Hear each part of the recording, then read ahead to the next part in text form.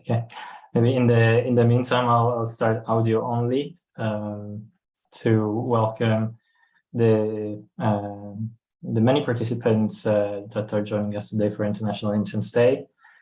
So hope you're having a good morning or afternoon or evening, depending on where you are connecting from. My name is Matteo De Simone. I am one of the founding members of the Fair Internship Initiative.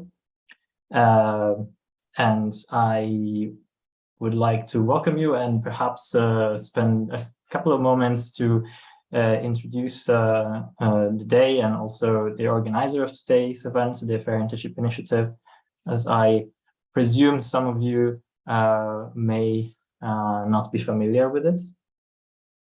The Fair Internship Initiative is a platform of current and former UN interns, young professional students, and in general, people who are interested in contributing to making internships in the UN system, particularly more accessible, better quality, and generally fair. We provide a platform for UN interns to voice their opinion, to have a meaningful dialogue among themselves and with the organization, and also to provide the opportunity to share good practices among different organizations in the UN's common system. In our work, which we do on a completely voluntary basis, we engage with both UN organizations at the senior, but also with HR colleagues, to improve the accessibility of the internships and also the quality of the internship for that most of the organization already have, but also with member states to provide UN entities with a solid mandate for internship reform. We do this in a data-driven way, which is why we perform on a regular basis surveys, like the one that we're going to present later today. Each year, we celebrate on the 10th of November International Interns Day, which marks say a day to celebrate the work of interns, to recognize their contribution, but also to remind about the importance of making internships more fair, accessible to people regardless of their economic status. And with that, of course, we advocate for paid internships to ensure people have equal opportunities, but also that they have high quality and a meaningful learning content and that lead to professional development. This year theme, so we usually have a different theme every year, and this year theme will be the impact of cost of living, which we believe is a timely topic, considering that many observers tell us that we're living one of the worst cost of living crises since World War II. Inflation rates are increasing, and so rents, energy bills, food, and other basic necessities, which has very severe repercussions on everybody, but particularly on the most vulnerables. And this builds on the instability and economic turmoils that ongoing military conflicts, the aftermath of COVID-19 pandemic and climate change have driven up over the past years. And of course, young people are among the vulnerable groups that get most affected, particularly when we talk about affording opportunities, educational employment opportunities, which for many remain inaccessible because of financial barriers. We believe opportunities should not be a matter of affording, but rather a matter of merit, and this is a bit, we'll say, the core of our mandate, and also the way we think this aligns well with the 2030 Sustainable Development Agenda. Which is why today we will discuss some questions like how are interns currently faring under the increased cost of living, and especially stipends are adequate for them to cover their basic necessities, as well as what strategies do UN organizations have to face these challenges that are currently even higher than in the past.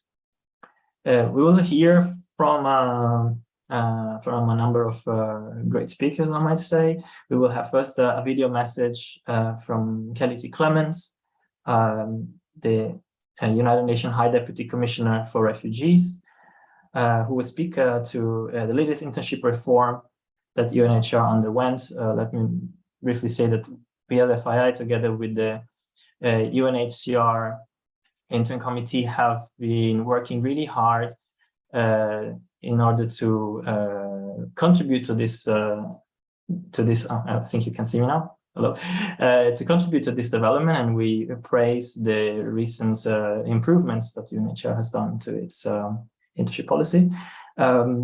After that, we will have our own Philippa Schermark, who will present the results of the cost of living survey that I was mentioning before, which assesses the cost of living expense of UN interns in various duty stations and how this has changed through time. And then we will have two panels. One with HR professionals from 5 different UN organizations who will discuss current good practices in ensuring equitable access for UN interns, and a panel from interns and former interns who will share their experience. Both panels will be moderated by Jessica Piri. And to close, we will have the board member of the European Youth Forum, Maria Rodriguez Alcázar, who will provide closing remarks. And I'll take this opportunity to thank the European Youth Forum as one of our most important partners. I believe the event is being live streamed on Facebook and YouTube, just for information. But since we have a packed agenda, maybe let's, without further ado, let's move to the video statement by Ms. Clements. Thank you very much. Hello from UNHCR, the UN Refugee Agency. Let me start by wishing you a happy International Interns Day. I wish I could be there in person with you and hope you have a great day and a rich discussion. When I received the invitation to be part of today's events, I immediately accepted. I accepted for several reasons, not least because I too started my career as an intern. A few years ago now, quite a few years as a matter of fact. 33 years ago in Nairobi, Kenya, I worked for a summer in the US Embassy, first in the political section and then in the economic section. During that time, I had the chance to work the consular line and visit a refugee reception center. It was my first dip into refugee issues, which has since dominated my professional life.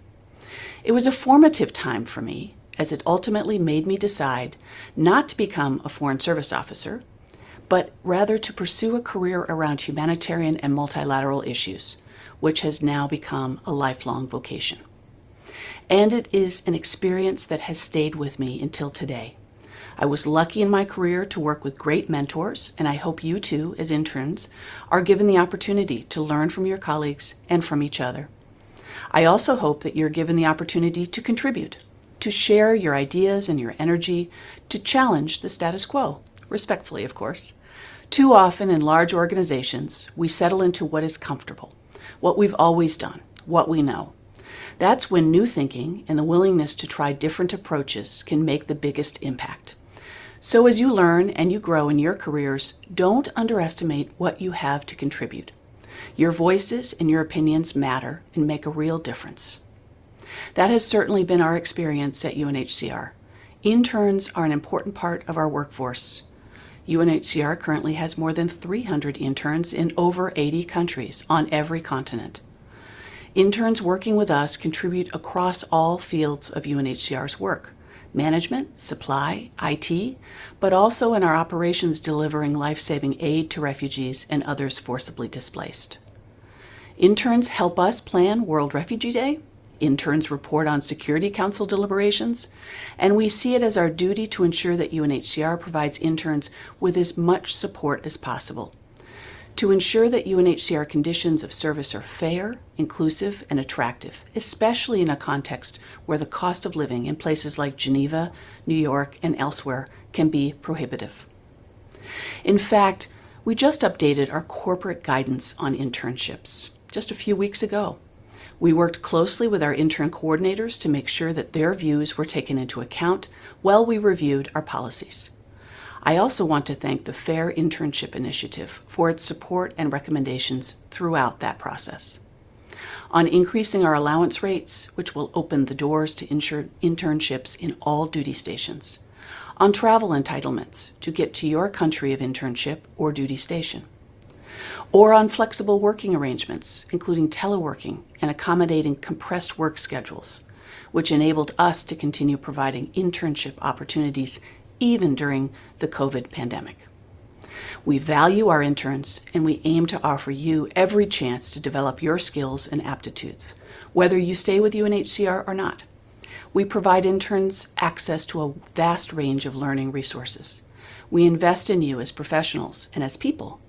We try to provide a best-in-class environment for our interns. But this day is not about us, it's about you. So let me conclude by wishing you a great meeting and once again a happy International Interns Day. Thank you for everything you do to make the UN stronger and better able to deliver for the people we collectively serve.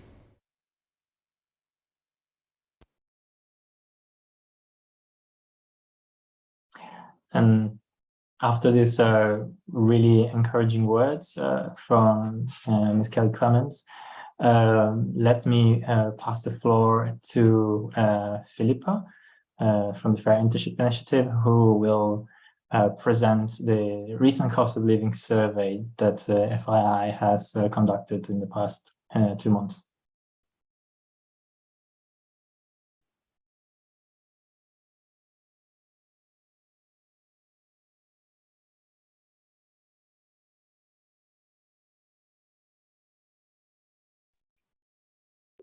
Hello, thanks, Matteo. I am not able to share my screen.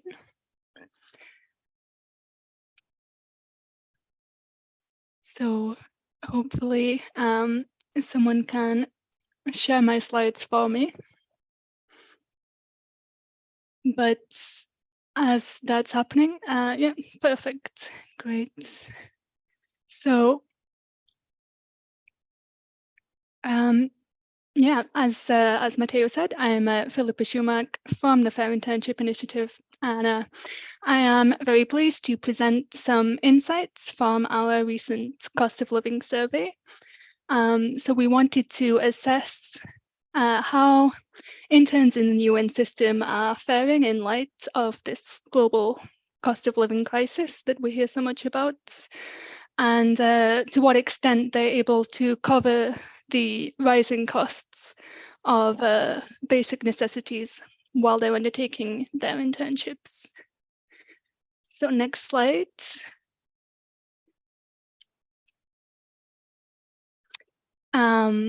Just over the past 2 months, we ran a quick cost of living survey to get some insights on this, asking interns throughout the UN system and around the world about how much they spend on their essentials, so rent, bills, groceries, and transport if required to and from their duty station.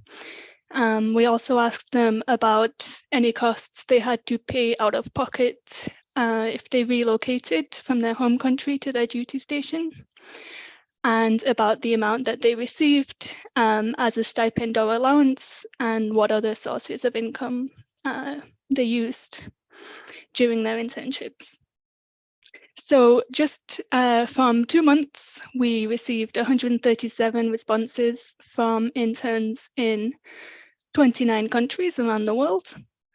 And then we combined this data with historical data that we have, because the Fair Internship has been conducting global surveys about conditions in UN internships on a semi-regular basis since 2015. So this enabled us to compare the results from this very recent survey with the picture as it has been since 2016.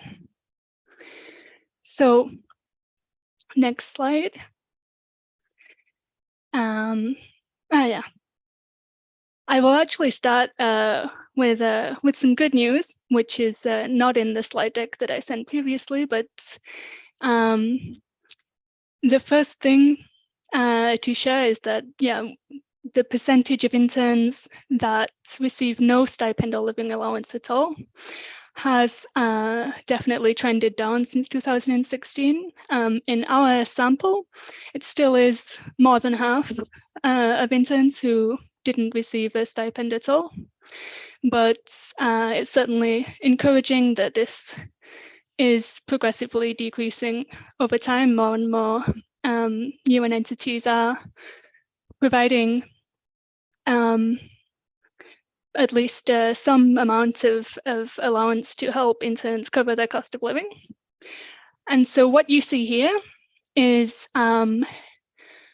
the dotted lines are showing for those interns who do receive some kind of stipend or living allowance, what's the average monthly amount that they received over time. So the x-axis is going from 2016 up to the current year.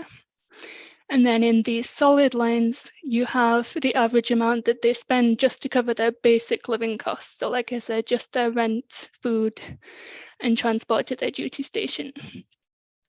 And so in the top row, we have for aggregated for the region of Asia, the region of Latin America and the Caribbean and Africa. And then on the bottom row, we have the 3 duty stations from which we got the most responses, which unsurprisingly are where we have headquarters of a lot of different UN entities, so Rome, New York, and Geneva. And what we see is that the cost of living is indeed increasing for interns globally, really in every region. The cost of living is trending up, unsurprisingly. In Geneva, there's a little particularity to do with the fact that a lot of people were doing remote internships during the pandemic. So a lot of people were working from home and then incurring a lower cost of living, but also receiving less as a stipend on average as well. But yeah, clearly throughout the world, the basic cost of living is rising, and quite concerningly, in many locations, not only is the stipend not increasing commensurately with the cost of living, but if anything, it's trending downwards. So that's not what we want to see.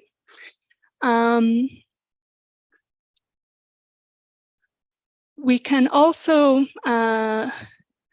consider looking at, we've asked interns about their basic living costs, but are the living costs that they've reported reasonable?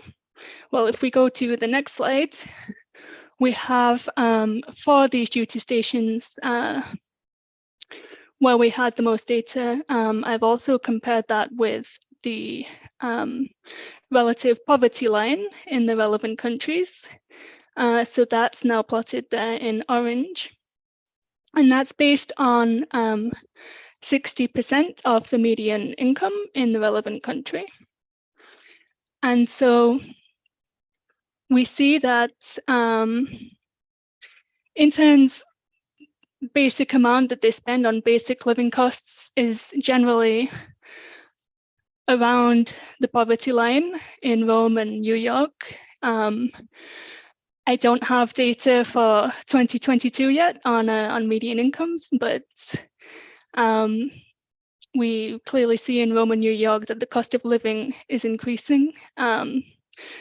Presumably the poverty line would also be increasing given what we know about the cost of living crisis generally.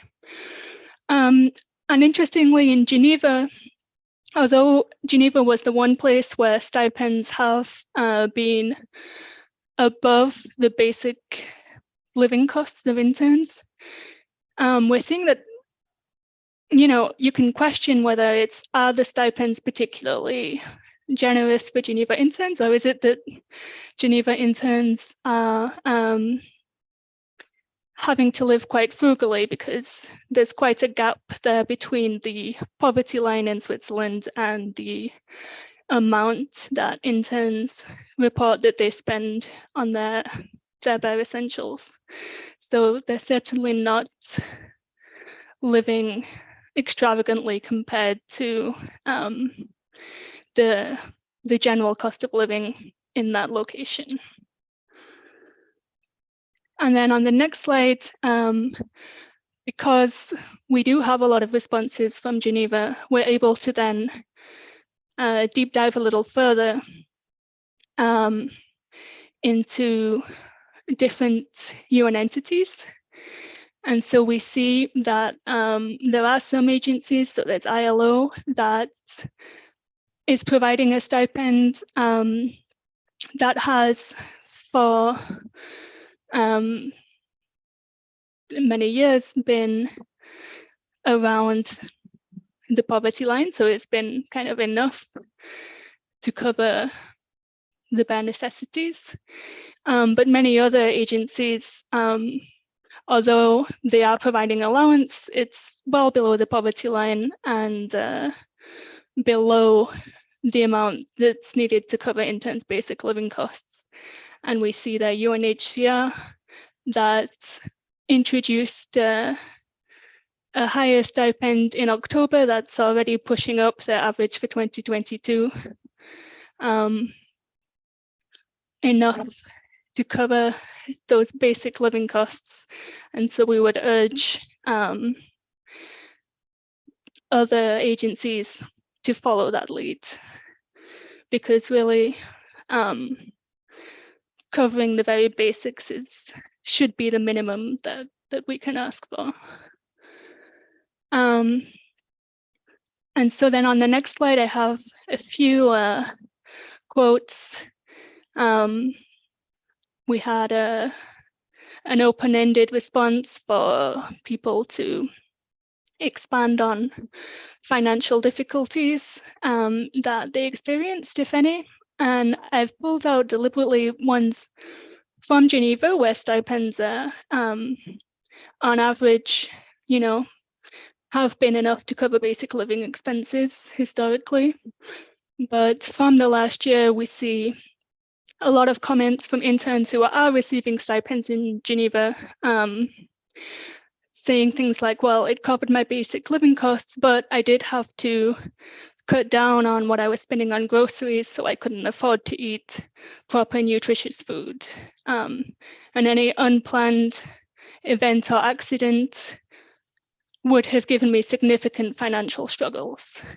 It covered my basic expenditure because I limited my spending significantly and shared a small studio apartment.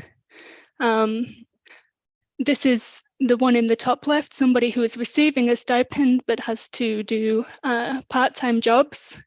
They wrote jobs, multiple, simultaneously with their full-time internship and their university studies. So it's there's obviously a long way to go. As I mentioned in the beginning, based on our sample, still more than half of interns are not getting stipends, but even those who are, I think we really need to review if it's sufficient to cover the bare necessities. And so then on the next slide, we also see how, given that a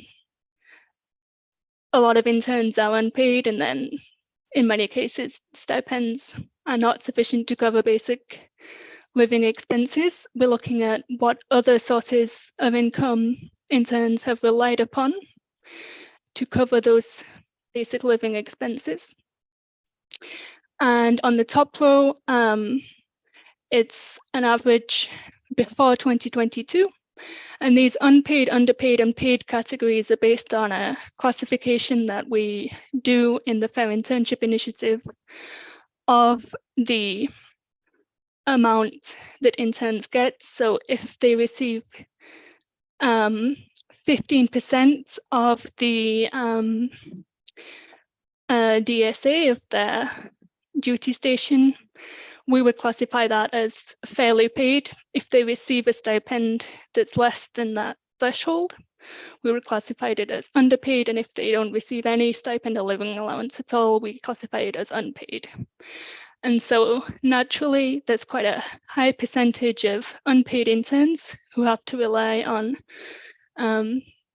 savings, family support, part-time work, or some combination thereof. But before 2022, we were not seeing paid interns, paid meaning, again, above that threshold. But this year, in our survey data, we do have interns who are receiving stipends above that threshold based on 2021, but stipends that we've historically considered fairly paid, that now they are also having to supplement that with their savings, with financial support from their family, or with other part-time jobs. So I think that is an indicator that it's worth considering if the allowance that's provided is actually sufficient to enable interns to cover their basic living costs. Because in some cases, it's clearly not.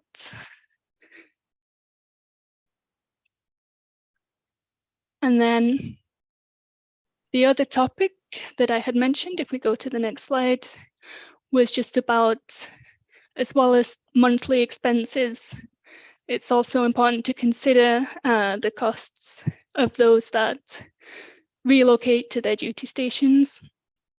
And if we look at the average from the cost of living survey that we did this year, in the darker blue bar, we have the average expenses that interns who had to relocate paid out of pocket for visas and flights, those one-off expenses. And we see that then on average, if they got a stipend, then their first month payment is not even sufficient to cover what they had to pay out of pocket just to get there, never mind their expenses for that month. So we know that some agencies, in addition to stipends and allowances, provide support, additional financial support for those costs for visas and things like that.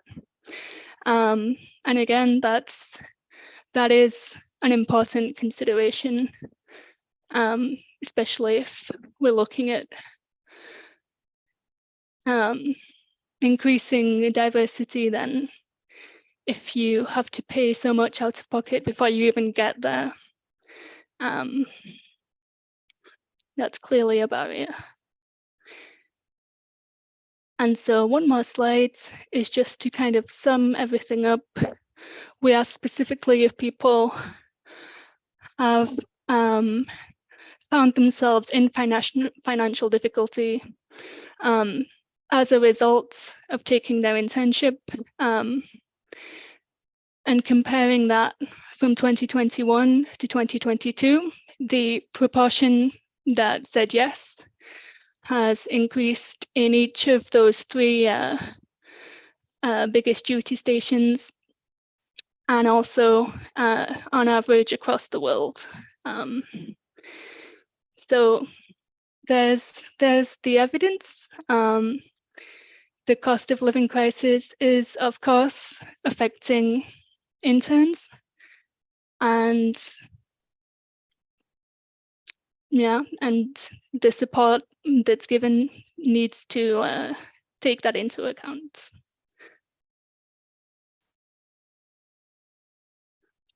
So that's a quick summary of the results from our cost of living survey. Thank you for your time and attention. Thank you so much, Pippa. And I think I can now give the floor to Jessica, our moderator for the panel. Jessica, the floor is yours. Thank you so much, Matteo. All right, well, thank you so much, everybody, for joining. Thank you so much, Pippa, for all the awesome information you just gave us about some of those real-life numbers that we're using when thinking about internships. In this next section, we'll be hearing from two groups of people who can give us an on-the-ground look at what internships are like in the UN system. On the first panel, we will be hearing from best practices from some HR professionals and what their organizations are doing to improve the intern experience. And then in our second panel, we'll hear from the interns themselves about what their personal experiences are like. So I want to start with our, during this section, if you have any questions in the audience that you would like to ask and they haven't already been answered, please feel free to type them in the chat box. If we have time, we will try to get to them. And as you're forming your questions, I want to remind everybody that this is a solutions-oriented panel. So we want to be forming our questions in a way that can help us work together to lead to a greater end goal. So with that, I want to introduce our panelists. So first we have from UNDP, Leica Anderson. We have from UNICEF, Alejandro Puleccio. We have Anka Strauss from IOM, Sylvie Leas from ILO, and Irene Mbot from UNOPS. So I just want to quickly go around and say a little bit about who you are and what your position is, just in a sentence or two, what your organization does. So can we start with Leica Anderson?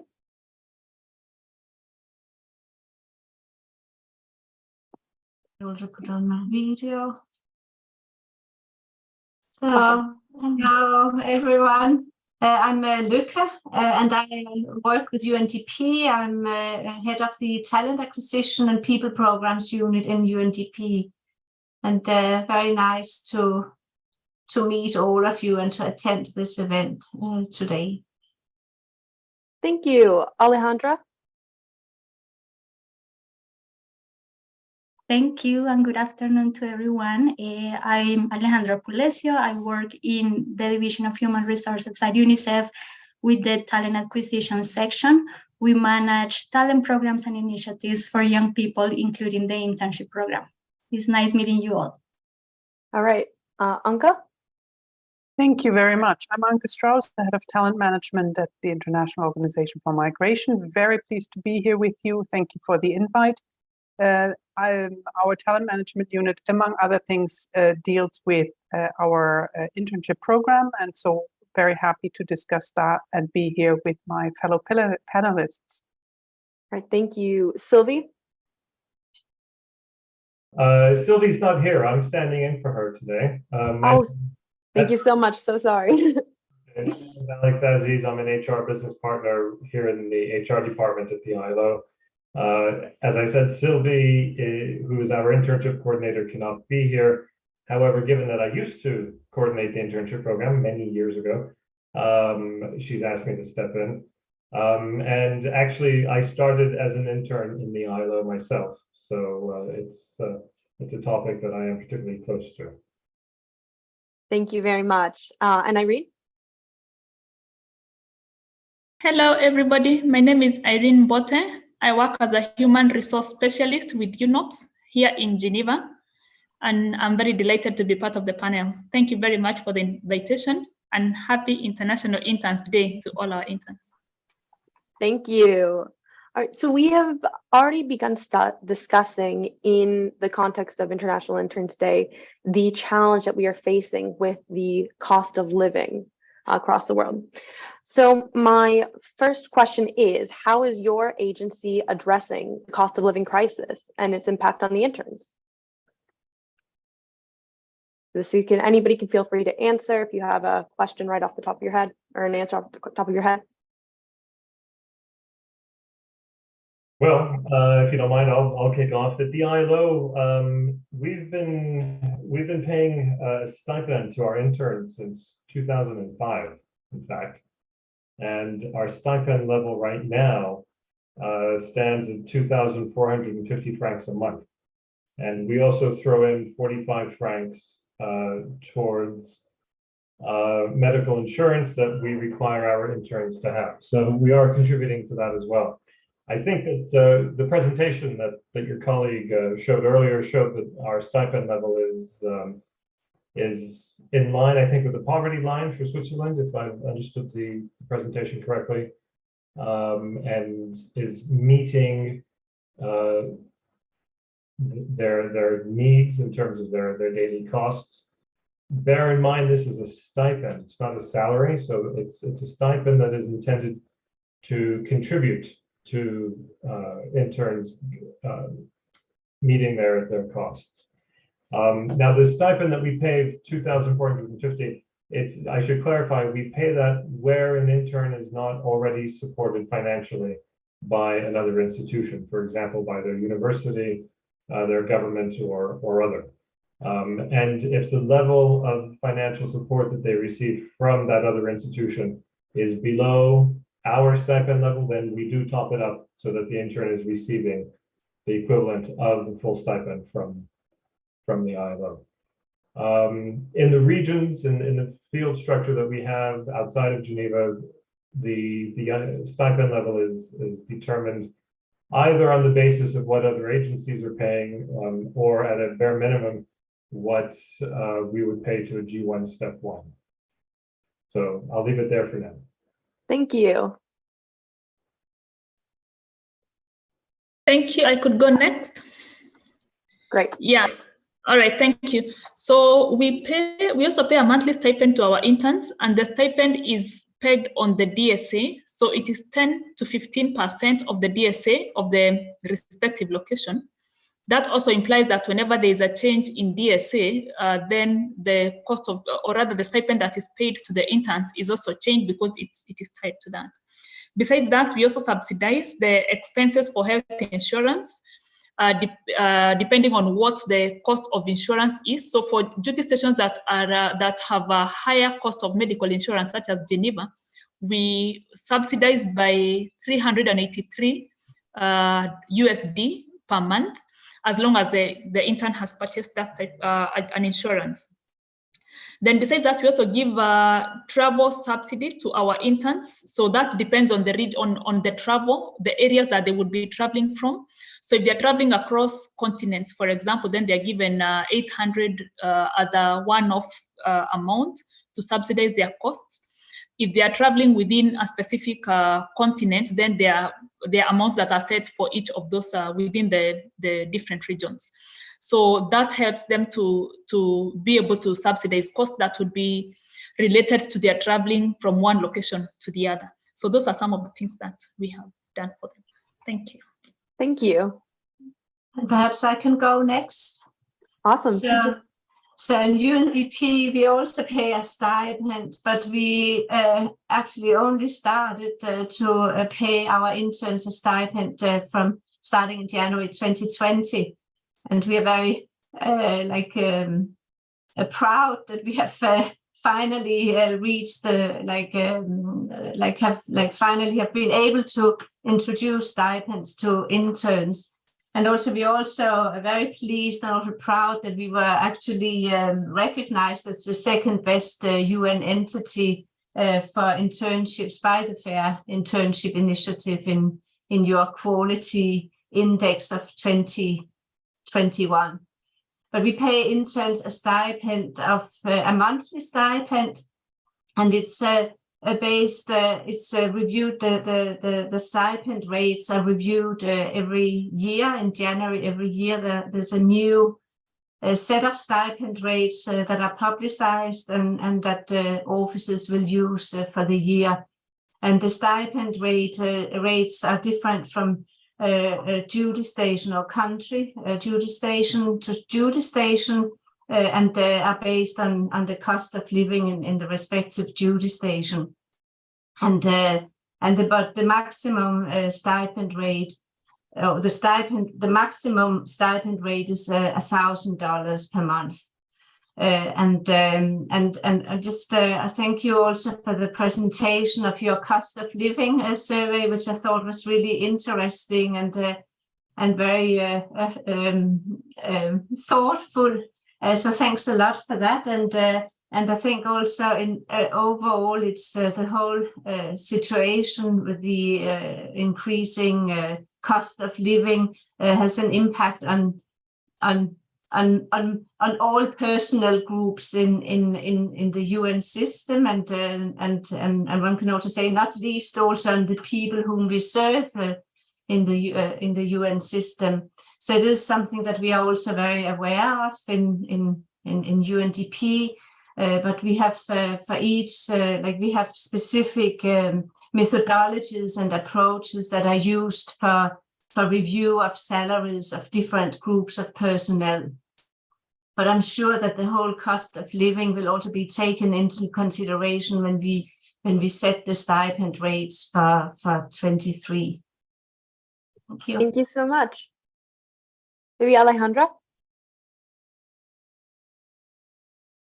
Thank you. So UNICEF's monthly stipend is calculated for each duty station based on the general service category of the United Nations.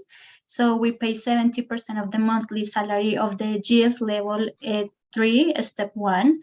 As you may know, the salaries in this category are established based on local salary surveys, which facilitate the identification of the best prevailing conditions in each duty station. And this means that the local context and factors such as inflation and the increase on the cost of living globally are considered when calculating the salaries. Also, these local salary surveys are conducted in accordance with the International Service Commission, so we make sure that every time there are changes, these are also kind of reflected in the stipend that our interns receive. We also provide a one-time lump sum for travel cost. So, after COVID, we still have many internships that are taking place remotely, but also some offices are starting to take again interns on site. So when there is travel involved, we offer also this support for travel from and to the duty station. Thank you. Thank you. And Anka, I see you have your... Thank you very much, Jessica. Indeed, and I do want to thank Philippa for the presentation at the beginning. I do think it helps to have the data straight, and if you can actually share that with us, I think that's going to be helpful for all of us when we do review it. For IOM, it's very similar to what my colleague from UNICEF just said. We also base it on local staff, unfortunately G1, not G3. But one of the differences possibly is that we do make a distinction between our general interns and a diversity internship initiative that we have, where we're focusing on supporting OECD, non-OECD DAC country nationals in order to diversify our internship group overall. And here, actually, additional funding comes into play. We deal with relocation to the duty station. We deal with visa costs and the like. Since we have found that oftentimes, OECD DAC nationals tend to have the better resources in order to actually come. And so, in order to kind of level this unevenness, so to speak, we've actually launched 2 years ago this diversity internship initiative in order to try to support also interns from the, so to speak, global south. Thank you very much. Well, that leads to the next question. So intern feedback has shown us that there's sometimes a discrepancy in the amount of work that interns do. So some interns report having a hard time finding meaningful work to do, while others report long hours and a very intense workload. So this next question is, how do you ensure that internships are valuable learning experience for the interns in your agency? Can I jump right away again? Absolutely. I think what we at IOM are trying to do is indeed making sure that our interns have a meaningful work experience. It is a learning experience, of course, and we hold a relatively close link to them. They can reach out to us at HQ level. We have an internship coordinator. We also have an intern in our internship coordinator office that they often feel a little bit more at ease with to reach out to. And so the colleague actually helps us to then get back. I think it's absolutely important for us to keep an eye on who are the supervisors who are doing a good job and who are the supervisors who might not be, and to actually take them aside and say, listen, you want an intern, we're providing you with an intern, we're providing you with support. This is a learning opportunity. You also have to, make sure that you're supporting and not only supporting, but actually leading the intern, teaching the intern, because that's what this is about. So for us, it's really the idea of making sure that we follow up with interns. Interns feel that they can reach out to us in order to raise issues and if need be, complaints. Over to you. Thank you. Are there any other? At this point, we can be a bit voluntary with our answers. If you wanted to answer, you can answer. If you don't, that's also okay. Alex? Yeah, actually, I'd just like to add to what Anka was saying. We do the same in the ILO. As a matter of fact, when I was the internship coordinator back in 2005, we issued a new internship policy, and I actually had a visit from someone from the DG's office who sat me down and said, Alex, we want our interns to be ILO ambassadors. And in order for that to happen, we want them to have fantastic experiences. And because after they leave the ILO, they go work elsewhere, they go on to do amazing things. We want them to take the ILO message, mandate, and values with them. So that has really been behind the thinking of the ILO internship program since then. We pay a lot of attention to drafting the terms of reference for internships to make sure that they're not, well, first of all, that they're not considered just replacement staff. That's definitely not what they're there for. But that they're given meaningful and substantive work. Obviously, our interns are not running our projects and not managing vast amounts of money and things like that. So we have to also be realistic. But we are giving them substantive work, meaningful work. And this has very much been at the heart of the program since 2005. We also, like Anka was saying, we pay a lot of attention to who the supervisors are. And particularly, we stress the need for supervision, and we don't want the supervisors to be people who are going to be absent for long periods on business trips and what have you. So the whole point really is to have someone who's going to be there to supervise, to guide, and someone that the intern can turn to learn. So I was going to say, that's right. I was also going to say that especially during the COVID times and post-COVID, when our offices have started opening up again and we've started going back to work, many of us are teleworking. One of the criteria that we're imposing on supervisors is that they shouldn't be out of the office teleworking for long periods, not more than just a few days, 1 or 2 days per week. Teleworking is available, of course, to the interns as well. But the idea is not for the intern to be at their home and for the supervisors to be at their home, and never the twain shall meet.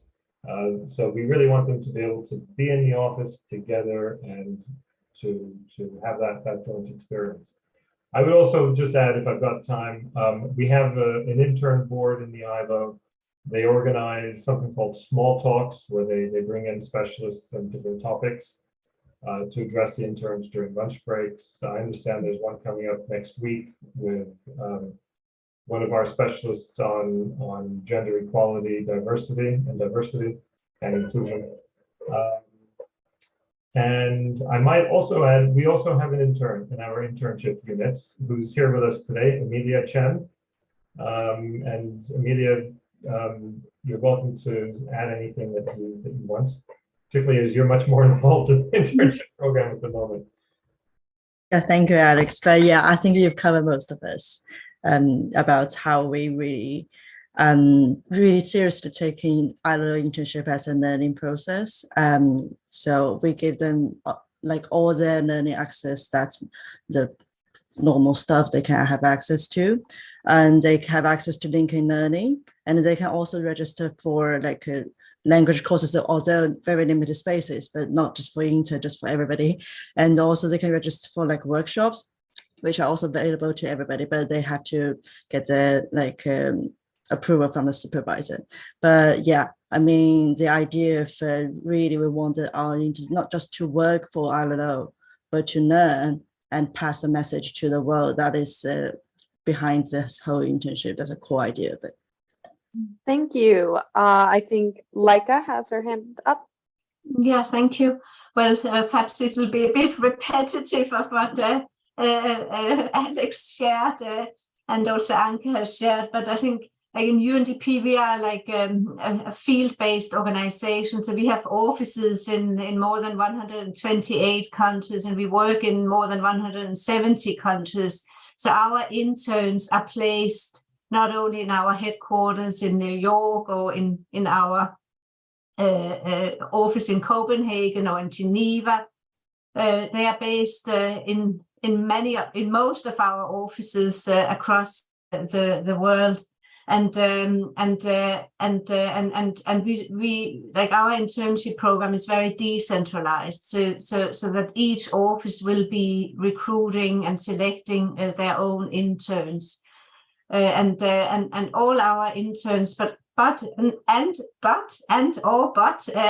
interns are all recruited against a job description. That's very, very important. That's what Alex was also saying, that the first step towards a meaningful internship assignment is to have a job description and a real role, not replacing a regular staff position, but to have a real role and a real contribution to the work of the office. And that's very important for us. So in order to request or to have an intern, an office must have a job description and a real function and role for the intern. And then all our internship positions are advertised on our job site. And there are rules and standards for how interns should be selected. So it's a competitive process. And then the offices are responsible for onboarding the interns, and they're also responsible for supervision. As part of being a good people manager, it's expected that you supervise, that you guide, and you coach the intern and support the growth and development of the intern. And then also in UNDP, similar to in IOM and ILO, interns have access to our learning resources, same access as any other employee in the organization. And I think the biggest learning experience for an intern is to work in the office and to do real work and to see that your work is adding value and makes a contribution to the work of the office.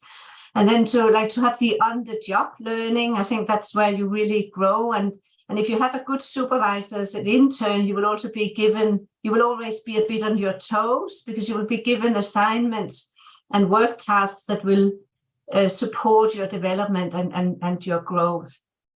And then participating in meetings. All interns are participating in regular team meetings and staff meetings, global meetings. That also gives exposure and offers learning opportunities. Thank you. Thank you so much. All right, just very quickly so we can get on the next question. Alejandra, do you have something to add? I think Irene had her hand raised before me, but I can quickly add that, I mean, yeah, similar to colleagues in UNDP, IOM, and ILO, we have resources for learning for all personnel. It includes interns as well. They can access those resources. We also emphasize a lot on the role of the supervisors in an internship, right? They need to know that they are a mentor to this intern. They need to have the time to guide, to provide feedback. So we really emphasize on that part as well when offices are hiring interns. And finally, in the HR in headquarters, we have the global internship community, and basically we create different career development resources and tools for professional and personal development. So for example, this month we are having the career development month for interns, and we have career workshops with certified coaches. We have networking sessions. So we try to manage different resources and create different channels for interns to grow and develop themselves during their internship, so that they are getting this experience, but they are also getting prepared for the next step in their careers. So we are really working on that and creating many resources and tools to make sure they have that support from UNICEF to move forward in their professional development. Thank you. And Irene? Thank you. Thank you very much. I think a lot has been said and it would have been what I would have said as well, but I'll quickly say that for UNOPS, firstly, that the meaningfulness of the internship program is anchored on the policy. It is a policy requirement that whatever the interns come in to do is meaningful, gives them meaning in work, and enhances their employability and their skills. So with that, by the time the hiring manager is designing the TOR, they already know that this is what is expected of them. Then similar to what other agencies have said, we have a very clear terms of reference, and this is quality checked by the human resources department before it is advertised. So that puts a check just to make sure that whatever the role of the intern is going to be something meaningful and they'll be able to make a contribution. Then all our internships are also advertised on our website, and also we always encourage our team, our entire personnel, we share it with our personnel so that they can also help us with the outreach. Besides that, at the beginning of each internship, we have objective setting for the intern, just to make sure again that they are clear about what they are expected to deliver and they can be working towards that. And effective supervision, working with supervisors as mentors, and building the capacity of the supervisors to enable them to play their role effectively in terms of mentoring and coaching and giving the interns some meaningful experience while they work with us. Our interns also have full access to all our learning and development platform. Thank you. Thank you. All right. Thank you, everybody. We're going to move on to the next question really quickly. And this is actually playing in one of our members of the audience has a question about preference to applicants from the Global South, particularly looking at UNDP.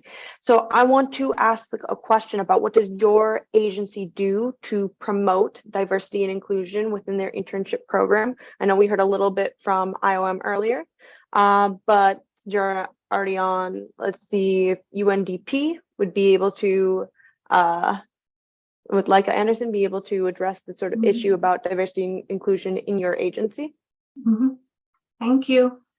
Like diversity and inclusion is a key priority for us, and especially in what we call the early talent acquisition part, where we also build pipelines for future careers with UNDP, and the internship program is an early talent acquisition initiative, because we hope that while we will not retain interns as such, but we hope that interns will be interested in returning back to UNDP once they have graduated and maybe have more work experience. So it's very important for us that our pipelines at the early talent stage are diverse. And the introduction of our stipends in 2020 was like one of the objectives of introducing internship stipends was to ensure that we would offer that everyone would have access and have the possibility of the opportunity to do an internship with UNDP, and we are specifically thinking about young people from the Global South, but also from maybe underprivileged groups. So it was the objective was to have diversity in terms of maybe nationality, North, South, but also in terms of socioeconomic diversity. And we can see that after we introduced the stipend, the number of interns from the Global South, or from what we also call our program countries, went up. And then we also do, and as we have internship, not only with our headquarters, but also in the offices, in the programs, in the program countries where we work, there are opportunities and we recruit both international and national interns. So there are opportunities for people from the Global South. with both our headquarters and our country offices. But also I'd like also to mention that we also have been doing some dedicated and targeted efforts to recruit interns with disabilities, because diversity is also like having more, more people, both in terms of nationality and socioeconomic diversity, but also disability. And we have had some, and we do have experience with having, and that for the disability and interns with disabilities, we did some very targeted efforts to reach out to communities and networks among young professionals and students with disabilities to attract interest among this group of young people. And we have had, we do have a few interns, have had and do have a few interns with disabilities in the organization. Thank you very much.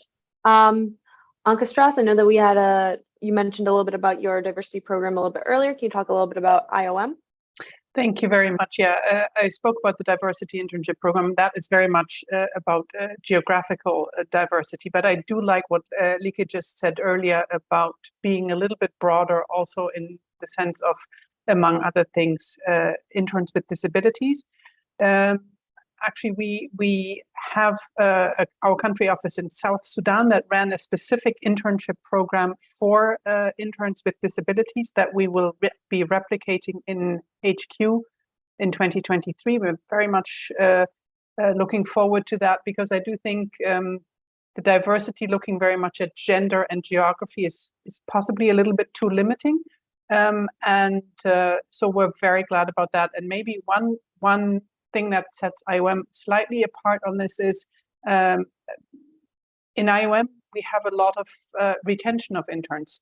Interns can actually stay on, and it's the case for a good percentage of our interns, and obviously therefore the talent acquisition through the internship program also of diverse interns, and diverse, as my boss Michael Emery likes to say, diversity with a capital D, meaning really beyond geography and gender, is something that we use to diversify our staff and our personnel overall. Thank you. We are just about out of time, but I wanted to just very quickly, if from our other panelists, if you have some final thoughts about diversity before we move on to our intern panel. Maybe Irene?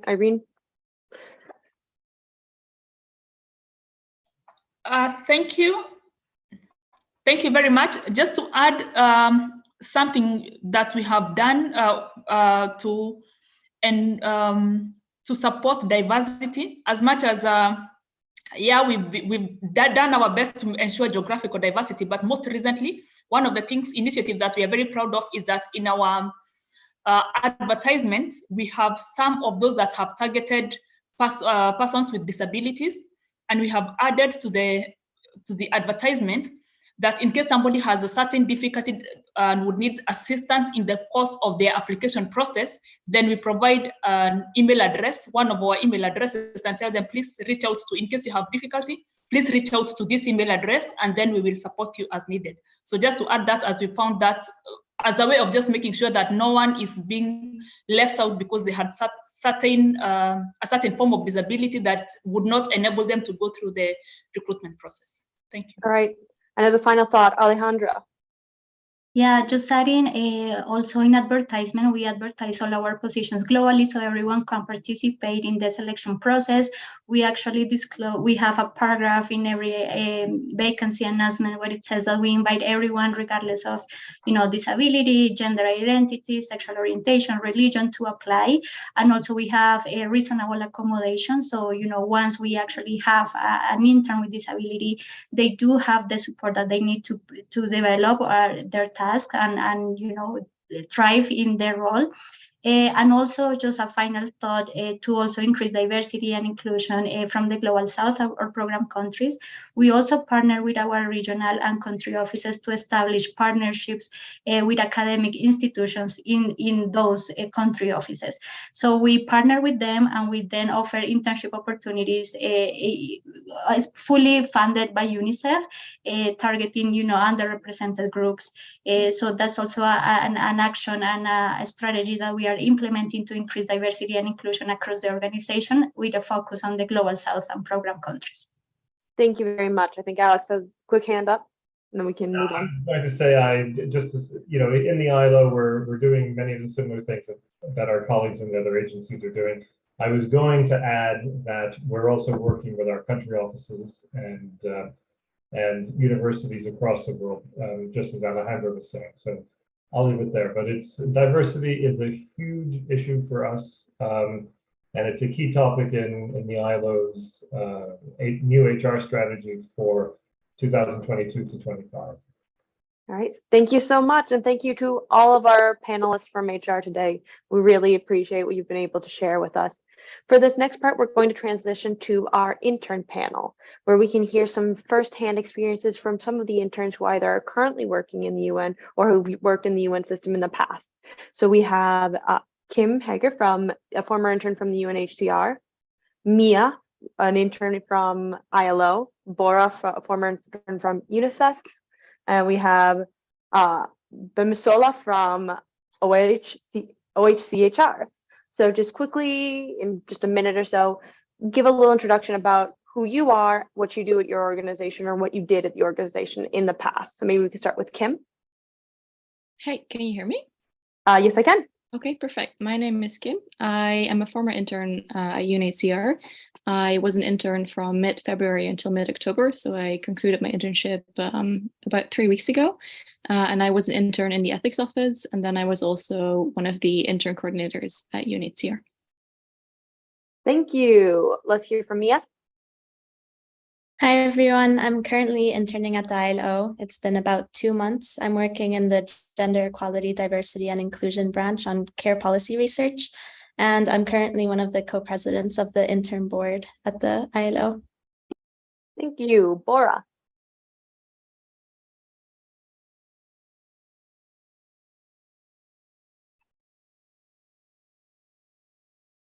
Bora, you are muted. Can you unmute yourself? Okay. Okay. Can you hear me now? I can hear you now. Okay. So my name is Bora Kahumba.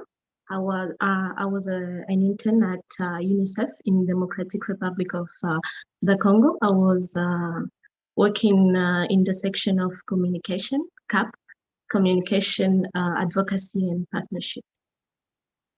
All right. Thank you. And Bemisola. Hi, good evening, everyone, or morning or afternoon, wherever your time zone, from where you're joining from. Thank you. My name is Bemisola Oshadwa. I'm an intern with the OHCHR, the Office of the High Commissioner for Human Rights. I'm interning currently with the Development, Economics, and Social Issues branch, where I support the work of the branch in advancing economic rights with my background, which is in international commercial law. So we streamline advancement of economic right, promotion of the economic, social, and cultural right across the work that we do at DECIP, of course, largely the OHCHR. Thank you. All right, thank you. So you all described a little bit about what you are doing, but as we transition, we want to talk a little bit more about how long did it take for you to get recruited into your current position or your former position? So if anybody has an answer to get started with. Otherwise, Mia. So for me, the ILO internship program, I believe, was posted at the end of May, with them being closed for applications June 6th. And then it was a longer recruitment process because a lot of people were on leave over summer. So I ended up being offered my position August 20th. So it was about 2.5 months of recruitment. All right, thank you. Kim? So I applied for my internship in December of 2021, so last year.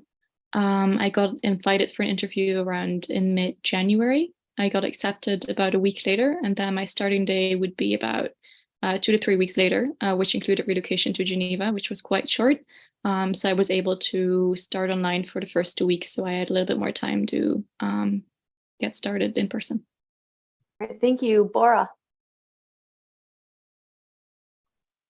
So, okay, for me, it was not a long process because I've applied in the end of 2020, I think in November, and I get my response and pass my interview in February of 2021, and then I start in March my intern. Yes.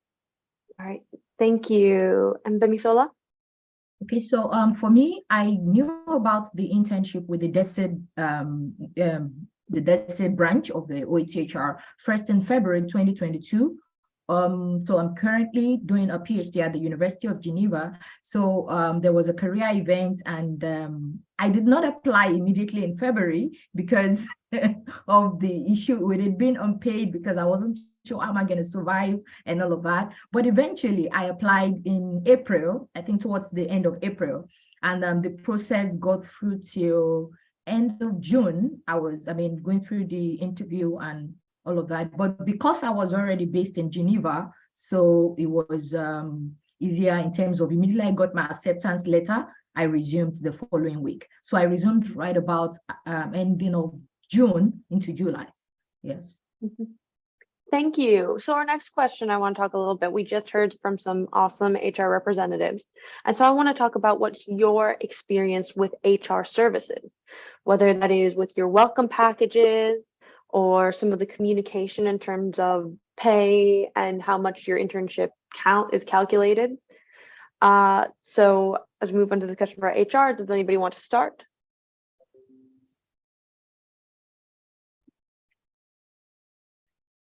All right. I can start. Great, thank you.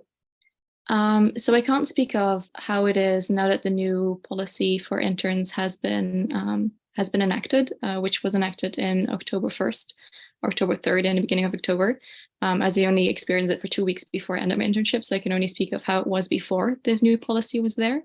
So before there were many highs and also some lows. So something that I found really good with the Human Resources Services is that we had really great learning materials. So there were lots of learning trajectories we can do online, also to branch out and discover what other parts of the organization might do. And then we also found some lows, specifically in a survey that as the intercoordinators we conducted in the beginning of this year. Based on this survey, we made a report, we made some recommendations, and we send this to HR and to also some people in senior leadership positions in the organization. The communication about going about this was quite well. The organization was quite receptive of what we had to say. Though it was a long process, so don't get me wrong about that, but they did listen, and several of the recommendations we made did get included in the new policy for internships. So that overall for me shows that HR was willing to listen and to adapt in some ways. There have also been some things that are not included, like you said, the welcoming package. That was one of our recommendations. We didn't have one, though as intercoordinators, we really tried our best to create one. So we created a global welcome package and a Geneva-based welcome package. So overall, I think it's ups and downs, but throughout the entire process, I feel that at this point, UNHCR is one of the organizations that stands at the forefront of interconditions at the UN. Thank you. Bora, can we hear a little bit about your experience?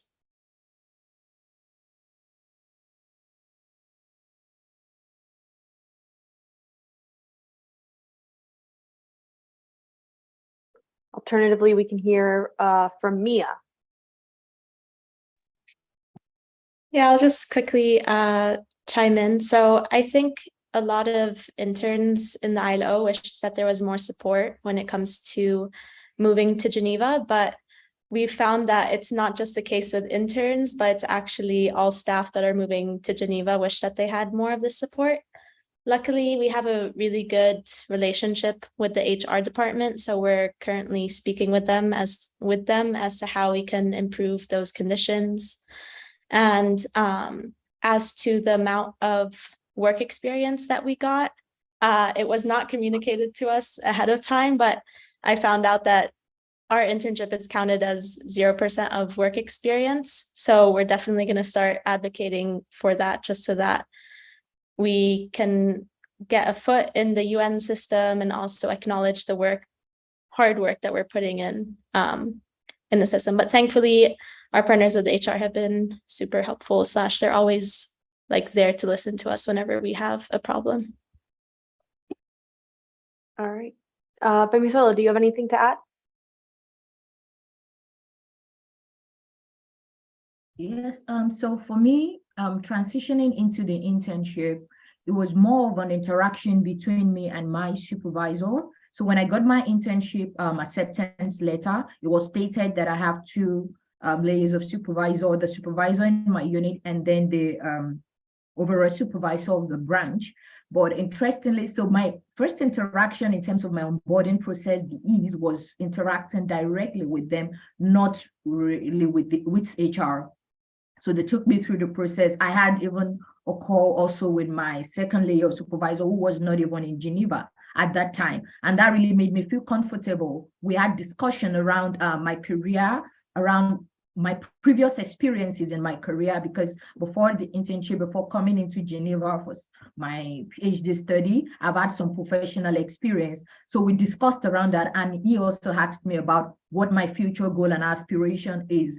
And interesting for me, it gave me that level of comfort and confidence approaching the internship, because aside that, he was even able to make introduction to other departments, other units within the OHCHR whose interest aligns with some of my previous experiences and those things I want to achieve. And that was really a good one, because it was more or less focusing on how I would be able to make the most of the internship experience. So after all of that process, about a month or some weeks into the internship, we also had an orientation from the HR department of the OHCHR, because of course this orientation involved interns, UNVs, and other people who were just coming in at that point. And it gave me more understanding of how the internship works and how I would be able to make the most of this internship. So because I did not have to relocate, as I was already based in Geneva, so I'm not really so sure about what the experiences of other interns would have been in terms of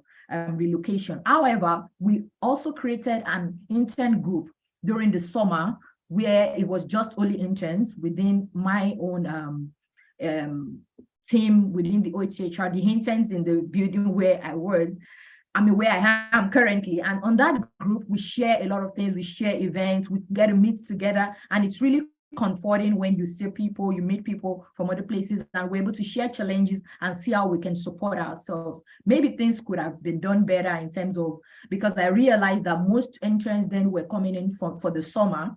I was based here, but for those coming in, they really had issues with finding accommodation, getting a place. Even for those with some form of institutional funding, it was still a challenge for them, let alone for those who probably do not have any strong funding coming in. So those information were lacking in some instances for some of them. And for the little we know, for those of us where we're just able to share and just find a way around supporting ourselves as an intern based on that connection we have on that group and through different other avenues. Yeah. That's what my experience has been. Thank you so much. I want to move on to a little bit of a shift in the conversation about the quality of the internship. So what do you think makes an internship a high quality experience? And how has this been reflected in, or maybe not reflected in, your own internship experience?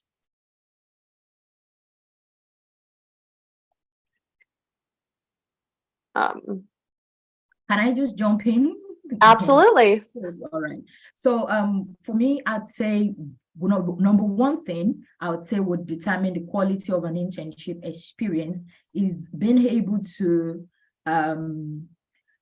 address your primary needs for you to have a quality experience on the internship. And now my current work as an intern is advancing economic rights within the United Nations, within the OHCHR work. And one of the aspects of economic right, economic, social, and cultural right is being able to live a good quality of life. So to be able to make the most of an internship, you must be able to at least take care of your basic need. And that's why I find what the Fair Internship Initiative is doing and advocating for this as a very laudable cause. Because yes, this might have led to a lot of exclusion of people from the Global South. Like I said sometimes ago, when I had the opportunity to talk about this, I say, well, most probably if I was not studying in Geneva, I wouldn't have been able to afford to come for an internship here or go for an internship in New York. So the basic thing for me, I feel, is at least, and I'm addressing this to maybe other agencies that are not paying interns yet. I find out that the panel of HR from other agencies in today's event are likely all paying interns. So, but for those that do not pay interns, so these are some of the challenges. And for me, it's actually affecting even the quality of my experience currently on the internship, because I have to wake up every day and think about, how am I going to afford my rent for this month? How am I going to afford my transportation to go to the office? It's really that challenge. How am I going to afford my feeding? And it's just some of these things. Like when I resumed the internship, there were students who came from other institutions, maybe from the West, from the US, I had other colleagues. They had institutional funding. But for those who do not have institutional fundings like myself, like I've also interacted with other interns, these are the issues. We talk about this every day, and it's like everyone is thinking, so you're not even able to concentrate on what you're supposed to learn during the internship, because the basic needs of feeding, housing, shelter, and let's say clothing is also part of it. But then mostly because you have to also be well covered before you can go to the office, show up every day. So this, for me personally, my own, is really affecting the quality of my experience even currently on the internship. And I wish I do not have to really think about how to even survive in terms of the barest minimum. Maybe I would have more quality, because I feel I can really make more of this internship experience. So the basic thing, that's compensation, at least to take care of the fundamental things, to have the quality experience in the internship. Yeah. Thank you so much for sharing, especially getting that insight from somebody who isn't paid as part of the internship, or doesn't receive a stipend as part of the internship. Mia, do you have anything to add? Yeah, thank you so much for sharing, especially from an unpaid perspective. Thankfully, we do have a stipend at the ILO that helps us not think about just paying rent and all of those things.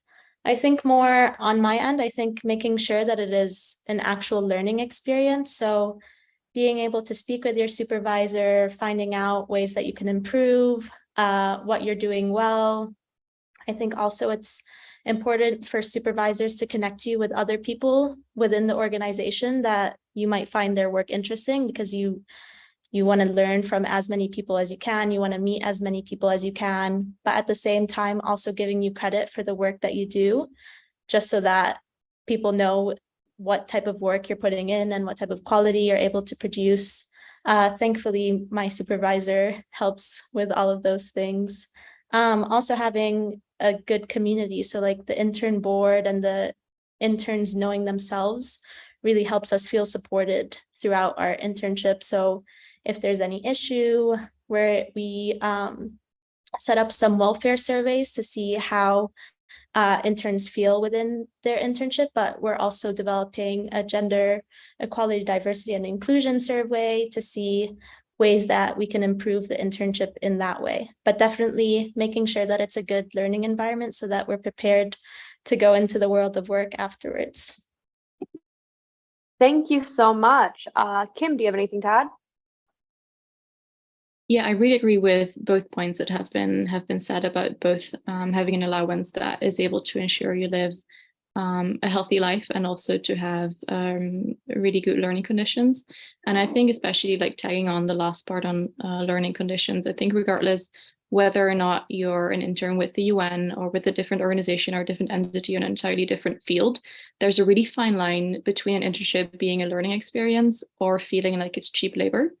And I think for me personally, it's super important that the learning component is really safeguarded throughout the entire process, to ensure that the experience is beneficial to both the intern and those that they work with, whether it be the UN or somewhere else or someone else. So I think for me, that means that the terms of reference should be really respected. It means that there needs to be a proper induction. There need to be further learning experiences throughout the experience. You need to have a supervisor who's able to really guide you throughout the process, or able to help you develop skills that you need to learn to be able to progress in your career. And it also means that the organization needs to have a system in place that is able to protect interns from all kinds of harm, whether it be physical harm if they're in a dangerous duty station, or whether it's psychosocial harm from overworking, underworking, not feeling like you fit in, or feeling like you need to adapt to the new circumstances that you live and work in. And I think, personally speaking, for me, this was really well. My unit was really well. But there are still ample possibilities to better standardize procedures. And I think it is really important that we stay vigilant about this and that we keep monitoring this as well. Thank you. Bora, do you have anything to add? Yes, I have something to, you can hear me? Yes, I can hear you. Okay, so I have something to hide. I think that a good internship is in a company. It's also a place where you can discover yourself, and also where you can develop your skills. Where you can develop your skills to be really successful in your professional career. But I also think that it's also important to get a compensation, because when we are doing an internship, you doesn't only learn from the internship, you also provide a work. So it's really important to join those two things. Yes. Learning and compensation. Yes. Thank you so much. That leads me to my next question, which is, what do you think makes a quality internship, or what do you think makes a quality internship, and why are quality, fair, and diverse internships important? I think this is related to the last question we have, but I really want to make sure that we focus in on that idea of quality, fair, and diverse internships, and what the world would look like if we had a little bit more of that. I'll give you a second to think, and then maybe Kim. Yeah, so quality, fair, and diverse, is that right?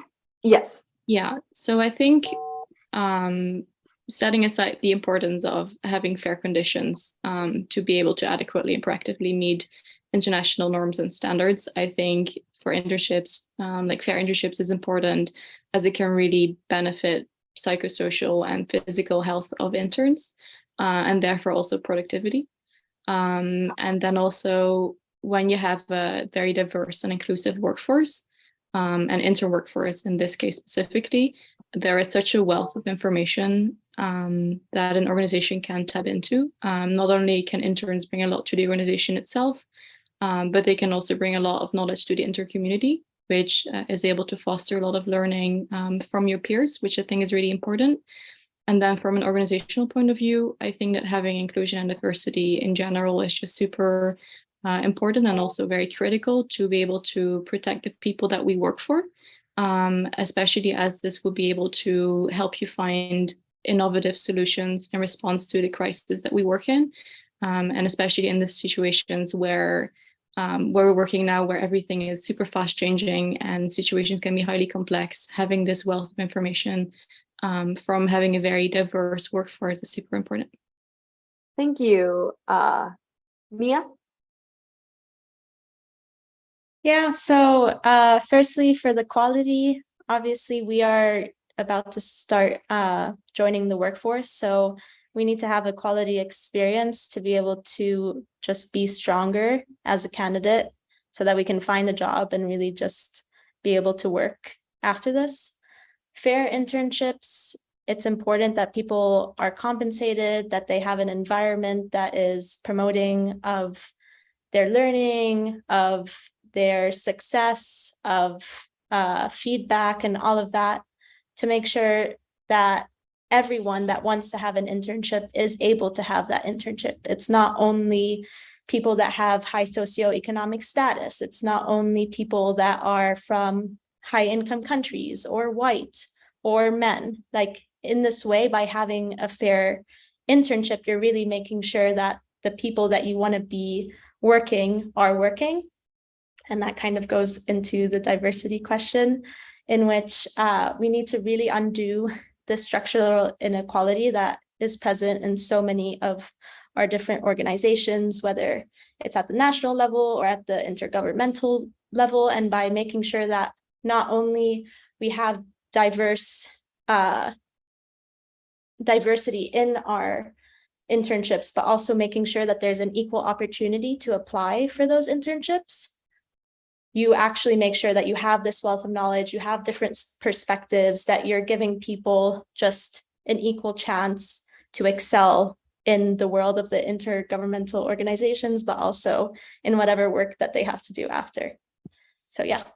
Thank you. Bora, do you have anything to add?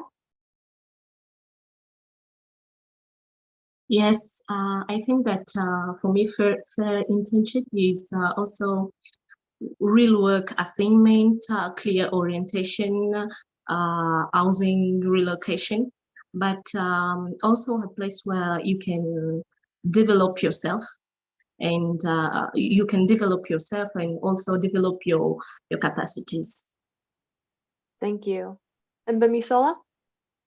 So speaking as to quality, fair and diversity of the internship experience. Now, I'll take it first in terms of the substance of the internship in itself. I see the previous panelists of HR from different agencies who have spoken earlier really touched on a lot of things which I find really instructive in terms of the structure in some agency on how to make sure the interns have the quality experience. So I think having a good relationship and even evaluation periodically in the period of the timing of the internship, be 3 months or 6 months, whereby the supervisor or the intern, or maybe in this case, I would say the supervisor, it might not really have to be HR, because the supervisor are the ones that understand why you were recruited for that internship role. So we'd be able to also discuss with you what are your expectations. Like, for example, in my own internship, myself or my supervisor, we sit over time and we evaluate the progress so far, because there has to be exchange of value. I have to be adding value to the organization, and the organization also, I have to be learning. So we do constant evaluation, and this will also help us to reevaluate maybe the kind of assignments that I'm being given to do, because at the end of the day, I must be able to have that quality experience. So having such constant evaluation between supervisor and the intern will go a long way. And if a structure can be built around this for different agencies, maybe it will make that impact. Now, speaking as to fairness, just like we said before, yes, at the basic of all of this, even in terms of the quality of experience, is the compensation. An intern would not have a quality of experience if they're not at least having the barest minimum in terms of the word. And that also impacts on even diversity in itself.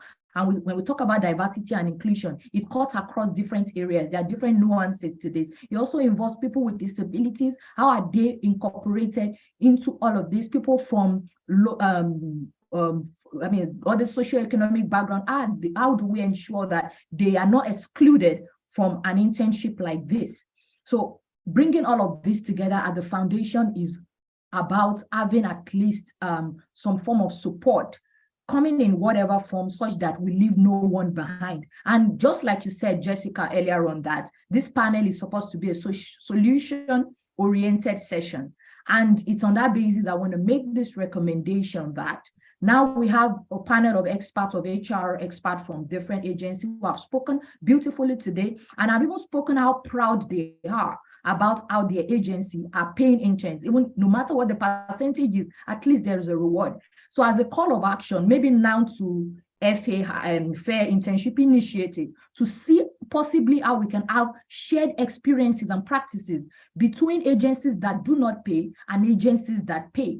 and see what did the HR or what did those people in the agencies that pay, what did they do? How did they go about this? Because when the panelists earlier were speaking, I see that at some point too, these agencies were not paying.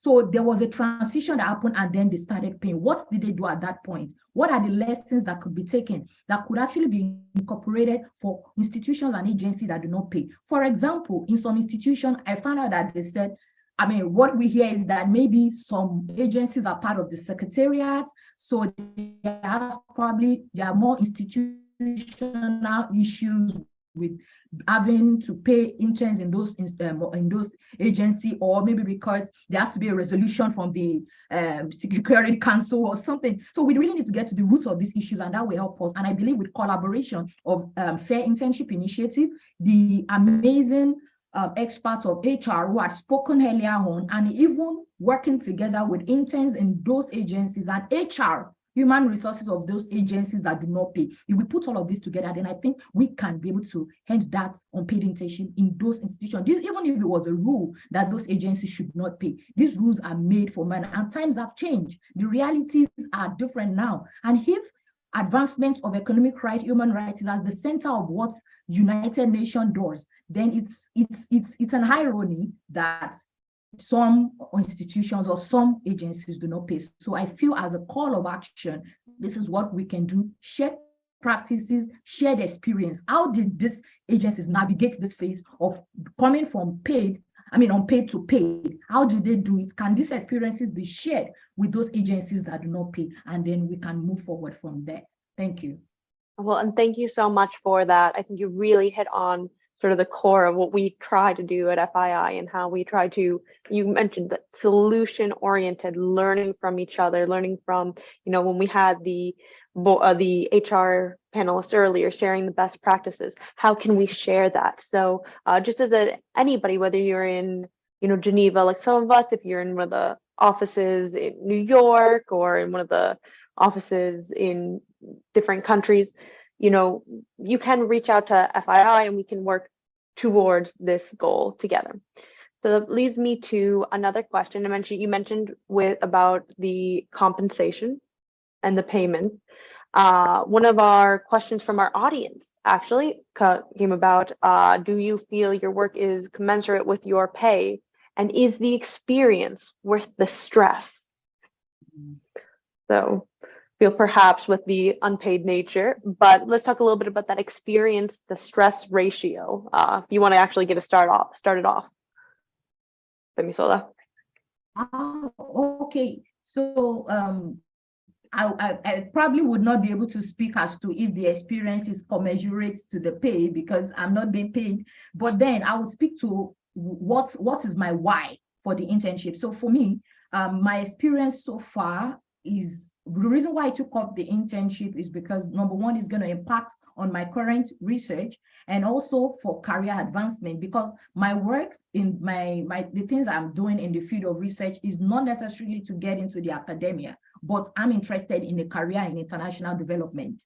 So I know, yes, it's a lot of stress for me. It is a lot of stress, not because of the substance of the work that I do, but because of the pressure of finance and being able to sustain myself. So that's where the pressure is coming for me. But in terms of the work that I do, yes, I'm learning. I have the best environment to be in, the support in terms of people being around, the quality of work that I do. So for me, I would evaluate it and say, yes, it's worth it in that context. But that is not also to underplay the impact of the compensation for people who would probably think it's not worth the stress because they are not being paid, which is understandable, because like I said earlier on, its impact on the quality of the experience at the end of the day. So for me, I would say for my why on taking on the internship, I'm getting the value in terms of the quality of work that I do. And for me, because I'm passionate about international development work, so the sense of fulfillment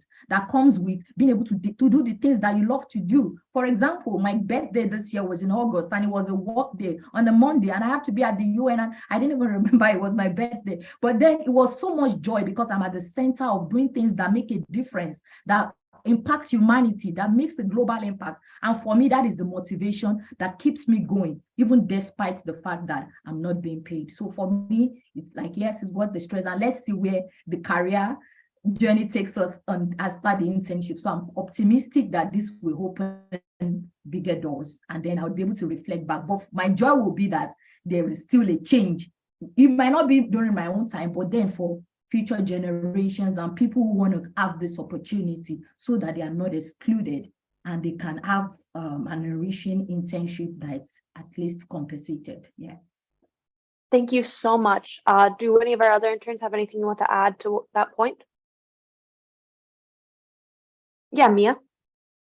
Yeah, I wanted to add, so when it comes to compensation, I think that as interns, we need to be paid more, especially if we are trying to get this more diverse intern workforce and equal opportunity. I am still relying on some support from my family to be able to be here. So I think at the minimum, we should be able to support ourselves fully without having any outside help. When it comes to the amount of stress, of course, it is a bit stressful because mostly I want to do as well as I possibly can do, but I do find that I am learning a lot. If I'm ever put into a situation where like I haven't done something before, I find that my supervisor is very supportive, and then I can say that I now have a new skill that I can use once again when I get into this new career of mine, whatever it's going to be.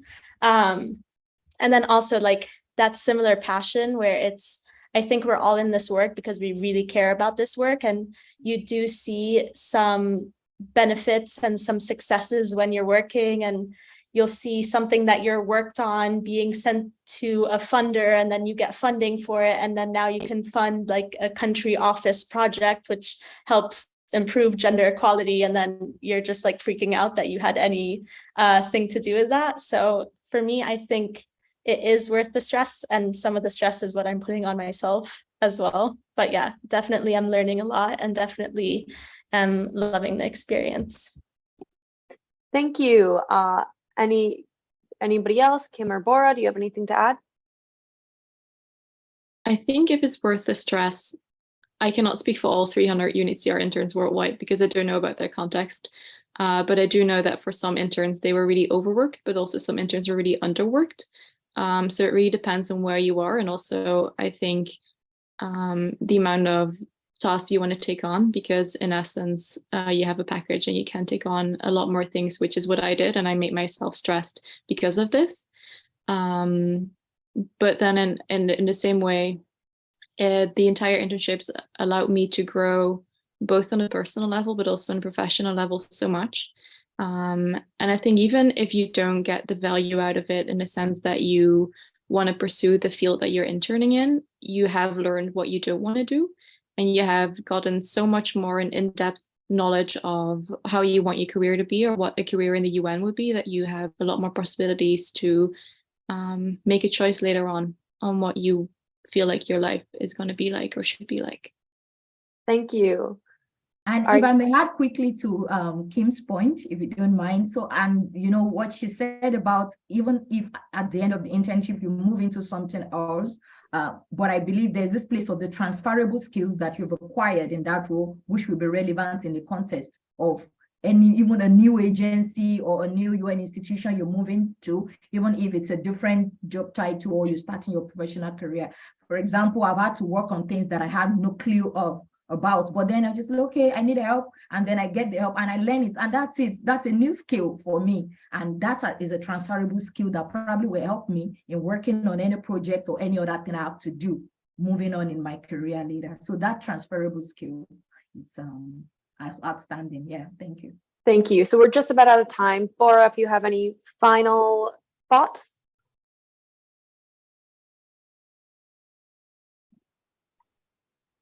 From Bora? Okay, can you hear me? I think yes, that I can hear you. Okay, I think that it's in the same ways. First of all, I want to say that when you are applying for an internship, it because you want to learn, because you want to develop your skills. Even if you don't get the opportunity to be paid, but you will learn new skills. You will get new you will get even opportunities. For example, I just give my example. I've applied for an internship at UNFPA, and I've also applied at UNICEF. But I choose to work with UNICEF because, first of all, I had the opportunity to be paid, and I was feeling comfortable to work with UNICEF as I was first of all in charge of youth participation, and I've done what I love to do. Yes, I've done what I love to do, and it was such a great experience for me and a beautiful experience. Yes, that's it. All right, thank you so much. And with that, that puts an end to our panel. So I want to thank all the panelists, both from HR and from our interns, for showing up today. And I'd like to take the opportunity to introduce Maria Rodriguez to give our final closing remarks. Thank you so much. Thank you for having me today. And actually, thank you for all the panelists that spoke before me. It's been really important event. I mean, on the International Interns Day, it's been actually really eye-opening also to hear from interns that are carrying out that job. And I want to congratulate Fair Internships Initiative for the work that you are doing for many years already, but also for this report on the intern survey that you are conducting on the cost of living for interns and the results that you have been presenting. Actually, I must say that this data relies mostly on civil society organizations in organized young people most of the time, that we are just showing which is the reality that we are facing, because so many times institutions, they are not showing which is the reality of internships, and they are actually falling short in demonstrating which is the problem that we are facing. So thank you, honestly, from the European Youth Forum on the work that you are doing in this, and especially in this 8th International Interns Day. I'm Maria Rodriguez Alcázar. I'm board member at the European Youth Forum, that is the platform of youth organizations in Europe. We are composed by 100 youth organizations, meaning national youth councils of all the countries in Europe, but also international youth organizations working at the European level. And our mission is to work for a world in which all young people can live to the fullest potential. And especially in my case, I work on the social and economic inclusion of young people. I'm talking to you from Brussels, and actually it's been a full day event regarding internships. We have been partnering with the European Trade Union Confederation in a stand that we had this morning in front of the European Parliament. We also had a high-level event actually with members of the European Parliament to negotiate or to try to bring closer legally binding legislation at the European level, at the EU level, that protects young interns and that brings quality criteria to the internships, meaning that internships are remunerated, that we have social protection, and that we cover all of those many criteria you were also talking before in previous interventions. Actually, as I said, I'm very happy that this is something that is not only happening in Brussels, but it's a worldwide movement against unpaid internships. And I'm very happy to see this. And I must say, this is also thanks to the actions that organizations as you, organizations as us, the European Youth Forum, also our members, your members in different corners of the world. So again, thank you for your action. And I think this is also the results that we are seeing, and the little improvements that we are seeing. It's also because of the work, and thanks to the work that we have been doing for years. For the Youth Forum, it's more than 10 years that we are engaged in this cause. But now I must say that I'm quite happy to to see some new policy updates in several European countries. That is the closest to us. We can see that, for example, in Spain, there is a new regulation that has been drafted together with youth organizations, with trade unions, to protect young people's rights in internships, that they have remuneration, that they also can access social protection. So we are very happy to see this. But we have seen also in some other countries like Serbia, for example, that there is also one regulation that is being negotiated with the different partners, having also young people in the core of the negotiations. Same happens in Cyprus. Same is happening as well in Ireland, where there is a bill in the parliament to ban unpaid internships. So we are quite happy, as I said, and we are optimistic that we are facing, or that we are seeing some change happening, at least in Europe. And I think this can bring us some light on some hope as well. That this change is happening also across the world. And I want to remain optimistic on this. And again, those little steps that we are having in this field, on this issue, is because of the action that we are doing. It's thanks to the action of civil society organizations as us, that we are pushing for human rights.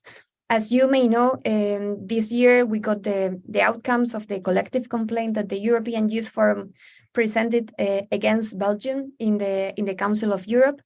We got the results, and the outcomes of this collective complaint said that Belgium was in violation of the European Charter of Social Rights. This is actually a massive news, because we are able to use this legal argument as well with other countries to justify why this practice of unpaid internship shouldn't continue and is in violation with human rights. With human rights law. So this is also the path that we are following with other countries. I honestly urge you as well to remember and to use this reminder to different countries across the world, that they have to ensure their obligations and their international human rights law. This is very clearly written in some particular articles, so we can focus on the Article 23 of the Universal Declaration of Human Rights, that says that everyone, without any discrimination, has the right to equal pay for equal work. And that must also apply for unpaid internships, for internships that are also work. But then if we focus on the International Covenant on Economic, Social, and Cultural Rights, we can see in the Article 7 that, again, 175 countries are a state part. So this Article 7, states that fair wages and equal remuneration for work of equal value. Plus Article 9 recognizes the right of everyone to social protection. Those are articles that we can use in our advocacy work, and that's commonly the arguments that we are using at the European level. Human rights law is clear and it is binding, and that's what we need to claim as well. With this right-based approach, we need to claim institutions that we have the right and they have the obligation to provide for this right, and to make sure that all young people in the whole world are actually fulfilling and are achieving and are living their rights. So thank you for having me. Thank you for the work that you are doing. We closely work together on this, and we want to see more improvements all across the world in this common fight. So we will for sure keep on working together. Thank you so much again for Internships Initiative for the work that you are doing. And we will keep on working to make this a reality, to have paid internships, but also quality internships that they fulfill all the criteria that we find that are enough to call them quality. Actually, so thank you so much. And I hope that we can meet at some point in person, because I have been joining you online for a couple of events already. So I hope that at some point we can organize also some actions in person to also raise awareness in policymakers on how much it is needed to change legislations to actually protect young people's rights, also during internships. Thank you.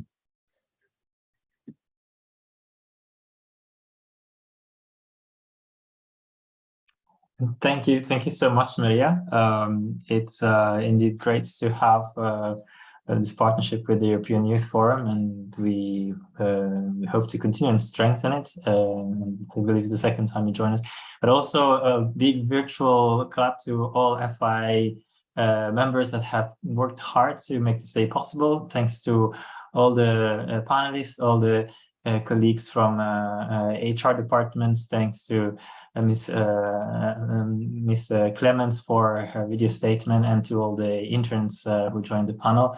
Let me just close our International Interns Day celebration here to remind us. Also, Maria was mentioned the importance of working together. We as FII, we are similar in a way to what the European Forum is, an umbrella. And we work as much as possible with the intern boards and interns in the UN organizations. So if you do have an intern board and you're not yet collaborating with us, please do get in touch. Same if you do not have one and you would like to get support on how to create an intern board, also please do feel free to reach out to us. We will put you in touch with existing boards to facilitate the process. You can email us fii.geneva@gmail.com or fi.unhq@gmail.com, or you can find us on social media, our website, and which is Fair Internship Initiative, WordPress.com. You can find the contacts in the chat. Thank you, Martin. And yeah, this concludes our celebrations for International Interns Day. Thank you so much for being with us, and see you next year. Bye-bye.